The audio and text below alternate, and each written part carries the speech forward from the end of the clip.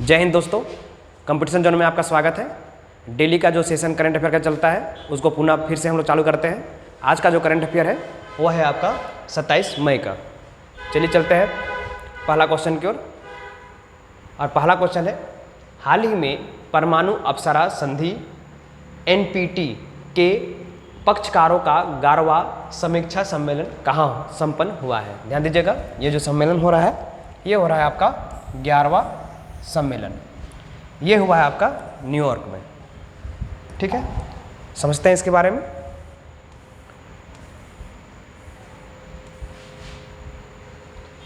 NPT का पूरा नाम न्यूक्लियर्स नॉन प्रोलिफरेशन ट्रीटी यानी कि परमाणु अप्सरा संधि है। संधि की शुरुआत यह संधि वर्ष 1968 में हस्ताक्षर के लिए खुली और 1970 में लागू हुआ था। ध्यान दीजिएगा, 1968 में ये खुला और 1970 में लागू हुआ। मुख्य उद्देश्य परमाणु हथियार के प्रसार को रोकना और परमाणु निशस्त्रीकरण को बढ़ावा देना था। भारत का रुख की बात करें तो भारत ने इस संधि पर हस्ताक्षर नहीं किया है क्योंकि भारत इसे भेदभावपूर्ण मानता है।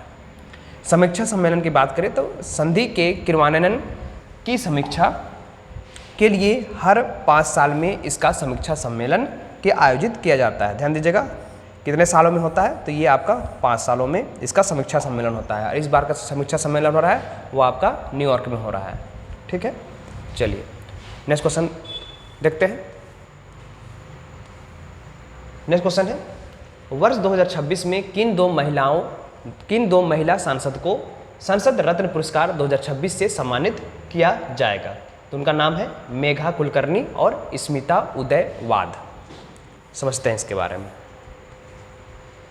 पुरस्कार की स्थापना की बात करें तो संसद रत्न पुरस्कार की स्थापना वर्ष पूर्व राष्ट्रपति डॉक्टर APJ अब्दुल कलाम के सुझाव पर किया गया था। किसके सुझाव पर किया गया था तो डॉक्टर APJ अब्दुल कलाम के सुझाव पर।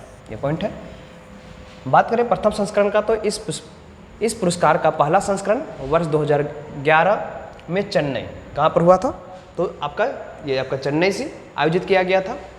चयन का आधार की बात करें तो यह पुरस्कार सांसदों को उनके सदन में प्रदर्शन, बहस में भागीदारी और जनहित के मुद्दे को उठाने के लिए किया जाता है। बात करें संचालन संस्था की तो यह पुरस्कार प्राइम पॉइंट फाउंडेशन, ध्यान दीजिएगा, प्राइम पॉइंट फाउंडेशन और प्रिसेस पत्रिका द्वारा संयुक्त रूप से प्रदान किया जाता है। बात करें महिला प्रतिनिधित्व का तो 2026 में 2 महिलाएं सांसदों को यह शीर्ष सम्मान मिलना संसदीय कार्य प्रणाली में महिलाओं के उत्कृष्ट योगदान को दर्शाता है। ठीक है, चलिए नेक्स्ट क्वेश्चन है, सैंपल रजिस्ट्रेशंस सांख्यिकी रिपोर्ट 2024 के अनुसार भारत में नवजात मृत्यु दर प्रति 1000 जीवित जन्मों पर कितनी दर्ज की गई है। तो इसका सही आंसर है 18.3। ठीक है, समझते हैं इसके बारे में। बात करें नवजात मृत्यु की दर की परिभाषा में तो जन्म के पहले 28 दिनों के भीतर होने वाले प्रति 1000 जीवित जन्मों पर बच्चों की मृत्यु की संख्या को नवजात मृत्यु दर यानी कि NMR कहते हैं। जारीकर्ता संस्था की बात करें तो यह सांख्यिकी रिपोर्ट भारत के महापंजीयक और जनगणना उपायुक्त द्वारा जारी किया जाता है। सतत विकास लक्ष्य की बात करें, संयुक्त राष्ट्र के SDG लक्ष्य 3.2 के अनुसार 2030 तक नवजात मृत्यु दर को कम से कम 12 प्रति 1000 जीवित जन्मों तक लाने का लक्ष्य रखा गया है। बात करें इसका महत्व का तो यह डाटा देश की बुनियादी स्वास्थ्य सुविधा और प्रसव पूर्व व प्रसवोत्तर देखभाल की गुणवत्ता को मापता है। सुधार की स्थिति की बात करें तो पिछले कुछ वर्षों के आंकड़ों की तुलना में भारत की नवजात मृत्यु दर में निरंतर गिरावट यानी कि सुधार दर्ज की गई है। ठीक है, चलते हैं नेक्स्ट क्वेश्चन की ओर। नेक्स्ट क्वेश्चन है, हाल ही में किस राज्य सरकार ने जल संरचनाओं को जीर्णोद्धार के लिए वंदे गंगा जल संरक्षण, ध्यान दीजिएगा, एक योजना चला है जिनका नाम है वंदे गंगा जल संरक्षण जन अभियान 2026 की शुरुआत की है। तो इसका सही आंसर है आपका राजस्थान। समझते हैं। अभियान की अवधि की बात करें तो यह अभियान 25 मई यानी कि गंगा दशहरा से शुरू होकर 5 जून विश्व पर्यावरण दिवस तक संचालित किया जाएगा। नेतृत्व की बात करें तो इस अभियान की शुरुआत राजस्थान के मुख्यमंत्री भजन लाल शर्मा के नेतृत्व में की गई है। इसका मुख्य उद्देश्य है पारंपरिक जल स्रोत, कुआं, बावड़ियों और तालाबों की जीर्णोद्धार व जल संरक्षण करना। जन भागीदारी की बात करें तो यह पूरी तरह से एक जन अभियान है जिसमें स्थानीय समुदाय को जल संचयन के प्रति जागरूक किया जा रहा है। भौगोलिक महत्व की बात करें तो राजस्थान भारत का सबसे शुष्क राज्य है, जहां देश की कुल सतही जल का मात्र 1% हिस्सा ही उपलब्ध है। ठीक है, चलिए नेक्स्ट क्वेश्चन देखिएगा। हाल ही में 11वीं क्वाड विदेश मंत्रियों की बैठक कहाँ आयोजित किया गई, कहाँ की गई? तो यह है आपका नई दिल्ली में। समझते हैं इसके बारे में। क्वाड का पूरा नाम चतुर्भुज सुरक्षा संवाद रखा गया है। सदस्य देश की बात करें तो इसमें 4 देश शामिल हैं, भारत है, अमेरिका है, जापान है और ऑस्ट्रेलिया है। स्थापना के विचार की बात करें तो इस समूह का विचार सबसे पहले 2007 में जापान के तत्कालीन प्रधानमंत्री शिंजो आबे, ध्यान दीजिएगा, तत्कालीन प्रधानमंत्री थे शिंजो आबे ने किया था। पूर्ण द्वार की बात करें तो इस संगठन को वर्ष 2017 में हिंद प्रशांत इंडो पैसिफिक क्षेत्र को मुक्त और खुला रखने के उद्देश्य से फिर से सक्रिय किया गया है। बात करें बैठक का एजेंडा तो नई दिल्ली में हुई इस 11वीं बैठक की समुद्री सुरक्षा, साइबर सुरक्षा और आतंकवाद विरोधी कदमों पर चर्चा की गई है। ठीक, चलिए नेक्स्ट क्वेश्चन समझते हैं। नेक्स्ट क्वेश्चन है, हाल ही में कैनाइन डिस्टेम्पर वायरस यानी कि CDV के कारण किस टाइगर रिजर्व में एक बाघिन और उसके शावकों की मौत हो गई है? तो सही आंसर है कान्हा टाइगर रिजर्व। समझते हैं इसके बारे में क्या है। कान्हा टाइगर रिजर्व की स्थिति यह मध्य प्रदेश के सबसे बड़ा राष्ट्रीय उद्यान और प्रसिद्ध टाइगर रिजर्व है। ध्यान दीजिएगा कहाँ पर है, तो ये आपका मध्य प्रदेश में। कैनाइन डिस्टेम्पर वायरस के बारे में बताया गया है। यह एक अत्यधिक संक्रामक वायरस बीमारी है जो मुख्य रूप से कुत्ता और जंगली मांसाहारी जीवों जैसे बाघ, शेर के श्वसन और तंत्रिका तंत्र से प्रभावित करता है। ध्यान दीजिएगा, यह श्वसन और तंत्रिका तंत्र को प्रभावित करता है। बात करते हैं इसका शुभंकर।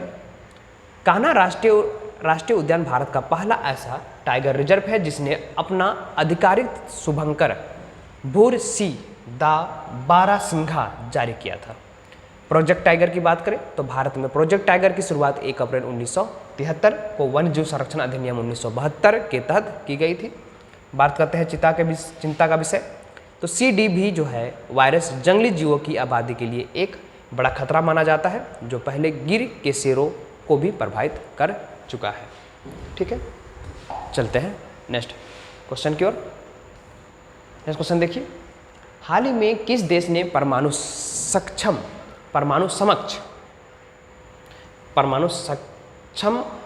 हाइपरसोनिक एरोसोनिक मिसाइल का सफल परीक्षण या मुकाबला लॉन्च किया है? इसका सही आंसर है रूस। समझते हैं इसके बारे में। मिसाइल की गति यानी कि एरोसोनिक एक हाइपरसोनिक बैलिस्टिक मिसाइल है जो मार्क 10 यानी कि ध्वनि की गति से 10 गुना से तेजी से यात्रा कर सकती है। नाम का अर्थ है, रूसी भाषा में एरोसोनिक का अर्थ होता है होजेलेंटन का पेड़ या हेजल झाड़ी होता है। ठीक है, बात करते हैं मारक क्षमता की तो इसकी अनुमानित मारक क्षमता लगभग 3000 से 5000 किलोमीटर यानी कि इंटरमीडिएट रेंज है जो पूरे यूरोप को कवर कर सकती है। बात करें MIRV तकनीक का तो यह missile multiple independently targetable re-entry vehicle यानी कि MIRV तकनीक से लैस है, जिससे यह एक साथ कई अलग अलग लक्ष्यों पर सटीक निशान लगा सकती है। ध्यान दीजिएगा, एक साथ अलग अलग लक्ष्यों पर सटीक निशान लगा सकती है। बात करें अभेद्य सुरक्षा के बारे तो रूस का दावा है कि इसकी अत्यधिक गति और प्रक्षेपक के कारण वर्तमान की कोई भी आधुनिक वायु रक्षा प्रणाली या डिफेंस सिस्टम इसे रोक नहीं सकती है। ठीक है, नेक्स्ट क्वेश्चन देखिए। हाल ही में राष्ट्रपति द्रौपदी मुर्मू ने महिलाओं के लिए समर्पित अम्मा दीदी बहिनी, ध्यान दीजिएगा यहाँ पर है अम्मा दीदी बहिनी बस सेवा की शुरुआत कहाँ से की है? तो ये है आपका गंगटोक सिक्किम से। ठीक है, चलिए नेक्स्ट क्वेश्चन पर चलते हैं, यानी कि नेक्स्ट इसका व्याख्या समझिए। पूर्णतः महिला समर्पित इस विशेष पिंक बस का मुख्य उद्देश्य महिला यात्रियों की सुरक्षा और सुलभ परिवहन सेवा प्रदान करना। बात करें महिला स्टाफ द्वारा संचालन इस बस सेवा की खास बात यह है कि इसका पूरा संचालन और प्रबंधन महिला ड्राइवरों और महिला स्टाफ द्वारा किया जाता है। बात करें द्रौपदी मुर्मू के बारे में, तो भारत की वर्तमान और पहली आदिवासी महिला राष्ट्रपति है जो देश की 15वें राष्ट्रपति के रूप में कार्यरत है। कई नंबर पर है? तो 15वें नंबर पर। सिक्किम की राजधानी गंगटोक सिक्किम का सबसे बड़ा शहर है और इसकी प्रशासनिक राजधानी भी है। बात करते हैं महिला सशक्तिकरण। यह पहल पूर्वोत्तर राज्यों में महिलाओं की सुरक्षा, आत्मनिर्भरता और सार्वजनिक परिवहन में उनकी भागीदारी को मजबूत करती है। ठीक है, नेक्स्ट क्वेश्चन देखिए। नेक्स्ट क्वेश्चन है, हाल ही में केंद्रीय सामाजिक न्याय एवं अधिकारिता मंत्रालय द्वारा अनुसूचित जाति यानी कि एससी योजनाओं की वास्तविकता समय निगरानी के लिए कौन सा पोर्टल लॉन्च किया गया है? एक पोर्टल है, इसको समझते हैं। तो ये पोर्टल का नाम है पीएम अजय। ठीक है, समझिए।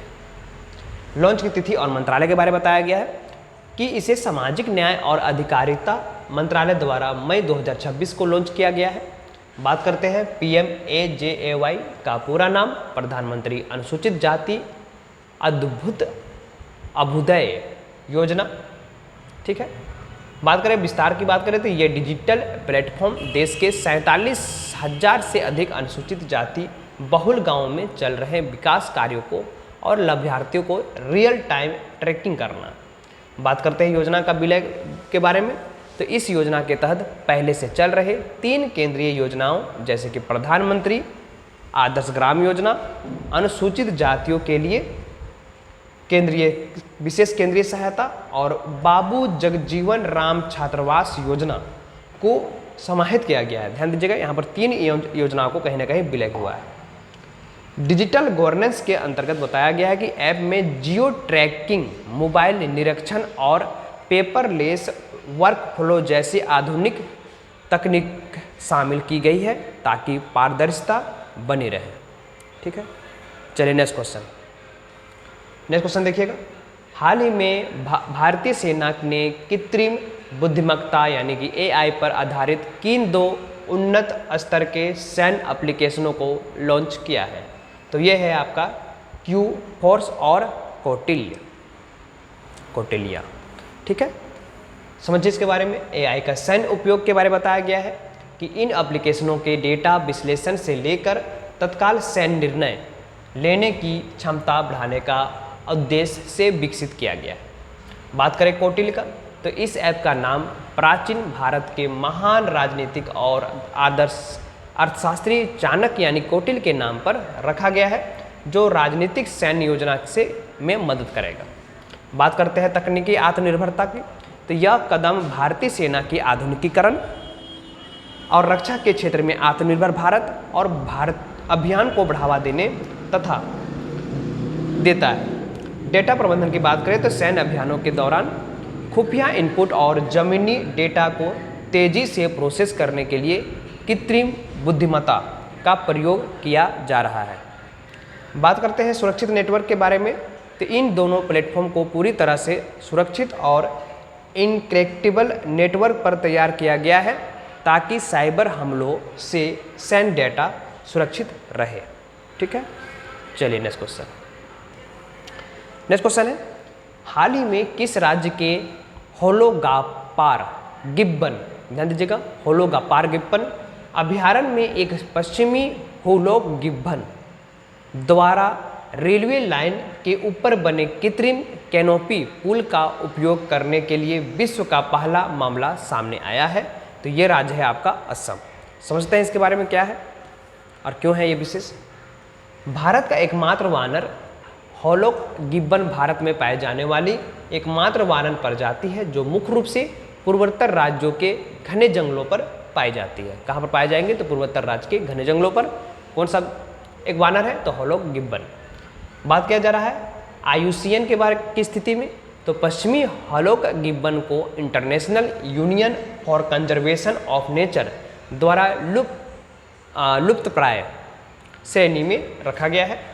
बात करें इसका अनोखा रिकॉर्ड है कि दुनिया में पहली बार यह रिकॉर्ड किया गया है कि किसी गिब्बन ने सक्रिय ट्रेन पटरियों के ऊपर बने दोहरे रस्सियों वाले कृत्रिम पुल का उपयोग कर पटरी पार की हो। पर्यावरणीय संकट की बात करें तो असम के जोरहाट जिले में स्थित होलोगाफर अभयारण्य के बीच, ध्यान दीजिएगा, पर्यावरण असम के जोरहाट जिला में स्थित जो है वह है आपका होलोगाफर अभयारण्य के बीच से गुजरने वाली रेल लाइन के कारण इन जीवों का प्राकृतिक आवास 2 भागों में बटा गया था। बात करते हैं सुरक्षा उपाय के लिए। यह कृत्रिम पुल भारतीय वन्यजीव संस्थान के वैज्ञानिकों की देखरेख में लगाया गया था ताकि रेलवे लाइन के बहुत विद्युतीकरण की देखरेख में लगाया गया था ताकि रेलवे लाइन के विद्युतीकरण के बाद इन जीवों को करंट और दुर्घटना से बचाया जा सके। ठीक है, नेक्स्ट क्वेश्चन देखिए। नेक्स्ट क्वेश्चन है, हाल ही में भूवैज्ञानिकों ने किस राज्य के लिग्नेनाइट कोयला भंडार के भीतर एक दुर्लभ सूक्ष्म सूरजमुखी के आकार का खनिज पायराइट्स खोजा है? तो यह राज्य है आपका गुजरात। ठीक है,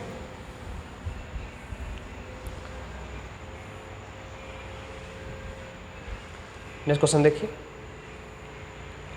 बताया जा रहा है कि मूर्खों का सोना यानी कि पोल्स गोल्ड पायराइट्स खनिज का पीला पीतल जैसा रंग और धात्विक चमक सोने से बहुत मिलती है, इसीलिए इसे आम तौर पर फोल्स गोल्ड भी कहा जाता है। रासायनिक सूत्र पायराइट्स प्राकृतिक रूप से पाए जाने वाला आयरन डाइसल्फाइड है जो सबसे प्रचुर मात्रा में मिलने वाला सल्फाइड खनिज है। बात करें नाम का और इतिहास का, तो इसका नाम ग्रीक शब्द में पीर से आया है जिसका अर्थ आग होता है, क्योंकि धातु से टकराने पर इसमें चिंगारियाँ निकलती हैं। ध्यान दीजिएगा, धातु से टकराने पर इसमें चिंगारियाँ निकलेगी और इसका जो नाम दिया गया है अर्थ के रूप में आग। ठीक है, बात करें खोज और संस्थान की, तो यहाँ पर बोला गया है कि यह अनोखा सूरजमुखी की आकृति वाला क्रिस्टल गुजरात के कच्छ बेसिन में स्थित लिग्नेनाइट कोयला के खदानों के वैज्ञानिक विश्लेषणों के दौरान हुआ। कहाँ हुआ? तो ये आपका लिग्नेनाइट कोयला के खदानों पर। ठीक है, बात यहाँ पर हो रहा है कि आकृति और रहस्य का, तो वैज्ञानिकों के अनुसार लाखों साल पहले समुद्र के प्रभाव वाले दलदली इलाकों में ऑक्सीजन की कमी के कारण बैक्टीरिया की रासायनिक क्रिया से यह विशिष्ट पैटर्न बना था, ऐसा माना जा रहा है। ठीक है, चलिए नेक्स्ट क्वेश्चन देखिए। हाल ही में भारतीय चिकित्सा अनुसंधान परिषद यानी कि ICMR ने भारत के सबसे बड़े बायोमेडिकल इनोवेशन इवेंट में घरेलू उद्योगों की कितनी पब्लिक हेल्थ टेक्नोलॉजी यानी कि सार्वजनिक स्वास्थ्य तकनीकी ट्रांसफर की है? तो इसका सही आंसर है आपका 41। ठीक है, आगे बढ़ते हैं, समझिए इसके बारे में। इवेंट का नाम जो दिया गया है इसमें बताया जा रहा है कि यह ऐतिहासिक तकनीकी ट्रांसफर नई दिल्ली के एनेकॉन्स सेंटर में आयोजित मेडिकल इनोवेशन पेटेंट मित्रा यानी कि innovators to industry connected event में किया गया था। बात करते हैं इसके प्रमुख तकनीकी के बारे में, तो इसके तहत टाइफाइड पैराटाइफाइड के टीके और ट्यूबरकुलोसिस, जापानी एन्सेफेलाइटिस और मंकी पॉक्स जैसे बीमारियों की एडवांस डायग्नोस्टिक्स किट्स ट्रांसफर की गई। ऐतिहासिक कदम के बारे में बताया जा रहा है कि पहली बार भारत में क्वानसानर फॉरेस्टिस डिजीज, मंकी फीवर और चांदीपुरा वायरस की निष्क्रिय बायोमेट्रिकल तकनीकी को स्वदेशी वैक्सीन निर्माण के लिए निजी कंपनियों ने सौंपा गया। बात करें आईसीएमआर की स्थापना, तो भारतीय चिकित्सक अनुसंधान परिषद यानी कि आईसीएमआर भारत में बायोमेडिकल रिसर्च के समन्वय और प्रचार के लिए शीर्ष संस्था है, ठीक है, जिसकी स्थापना 1911 ईस्वी में IRFA के रूप में हुए थे। बात करें आत्मनिर्भर स्वास्थ्य के बारे में, तो इसी बड़े कदम का मुख्य उद्देश्य प्रयोगशालाओं में किए गए शोधों को सीधे बाजार में लाकर देश को सस्ती और स्वदेशी स्वास्थ्य तकनीकी के मामले में आत्मनिर्भर बनाना है, ठीक है। चलिए नेक्स्ट क्वेश्चन समझिए। नेक्स्ट क्वेश्चन है, फेडरेशन कप 2026 में पोल वॉल्ट स्पर्धा के भीतर किन दो खिलाड़ियों ने एक साथ संयुक्त रूप से नया राष्ट्रीय रिकॉर्ड बनाया है? तो इनका नाम है देव मीना और कुलदीप कुमार, ठीक है। समझते हैं इसके बारे में। पोल वॉल्ट खेल यह एथलेटिक्स की एक प्रमुख ट्रैक और फील्ड स्पर्धा है जिसमें खिलाड़ियों को लंबे और लचीले पोल डंडे की मदद से एक ऊंची औरत को पार करना होता है, ठीक है। फेडरेशन कप का महत्व, राष्ट्रीय एथलेटिक्स फेडरेशन कप भारत की सबसे प्रतिष्ठित घरेलू एथलेटिक्स प्रतियोगिताओं में से एक है। यहाँ से खिलाड़ी अंतर्राष्ट्रीय मंचों के लिए क्वालिफाइड करते हैं, जिसमें बताया गया है कि संयुक्त राष्ट्रीय रिकॉर्ड के बारे में बताया गया है कि खेल के इतिहास में ऐसा बहुत कम देखा जाता है जब दो समकालीन खिलाड़ियों एक ही इवेंट में बिल्कुल बराबर ऊंचाइयों को पार करके संयुक्त राष्ट्रीय रिकॉर्ड धारक बने। बात करें एथलेटिक्स फेडरेशन ऑफ इंडिया के बारे में, तो भारत में इस तरह की सभी आधिकारिक राष्ट्रीय एथलेटिक्स प्रतियोगिताओं का संचालन AFI यानी कि संस्था द्वारा किया जाता है। बात करें युवा प्रतिभा का, तो देव मीना और कुलदीप कुमार जैसे युवाओं द्वारा पोलो वॉल्ट में राष्ट्रीय रिकॉर्ड बनाना आगामी एशियाई खेलों और ओलंपिक के लिए भारत की मजबूत दावेदारी को दर्शाता है, ठीक है। याद रखिएगा दो खिलाड़ियों का नाम, एक है देव मीना और एक है कुलदीप कुमार, ठीक है। चलिए नेक्स्ट क्वेश्चन को चलते हैं। नेक्स्ट क्वेश्चन है, हाल ही में international union for conservation of nature यानी कि IUCN द्वारा विलुप्त प्राय श्रेणी में शामिल एक दुर्लभ सफ़ेद गिद्ध मध्य प्रदेश के किस वन विभाग क्षेत्र में देखा गया है?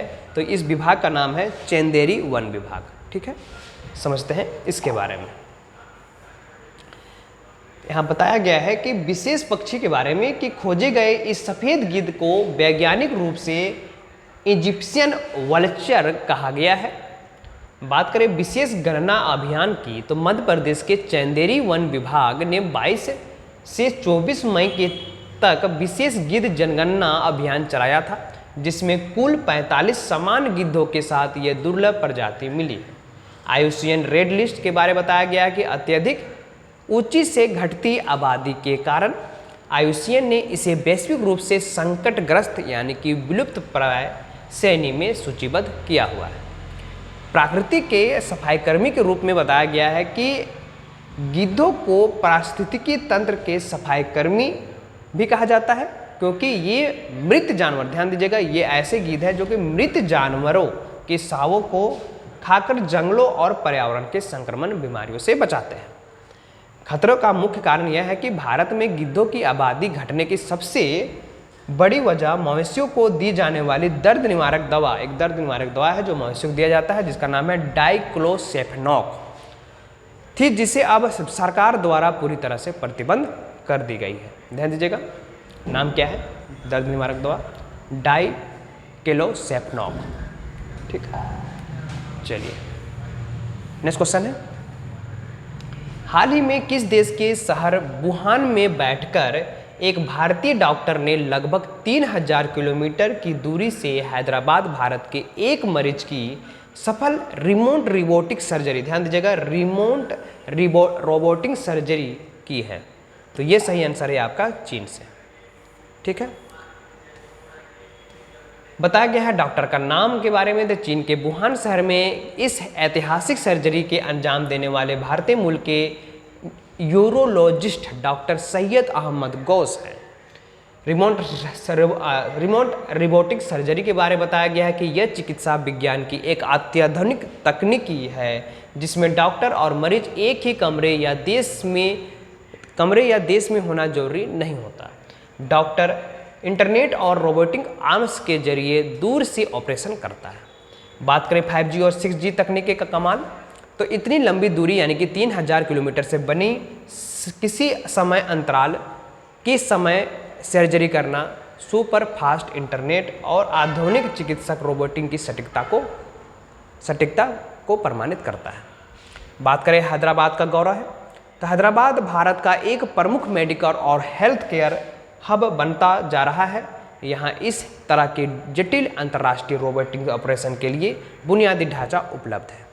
बात करते हैं भविष्य की चिकित्सा, तो इस सफल उपयोग के बाद अब दुनिया के दूरदराज या ग्रामीण इलाकों में बैठे मरीजों को भी बिना यात्रा किए दुनिया के सर्वश्रेष्ठ सर्जनों से इलाज मिलना संभव हो सकेगा। ठीक है, तो आज इतना ही है ना। तो आज इतना ही है, मिलते हैं फिर अगले वीडियो में नेक्स्ट दिन नए करंट अफेयर के साथ। तब तक के लिए जय हिंद, जय भारत।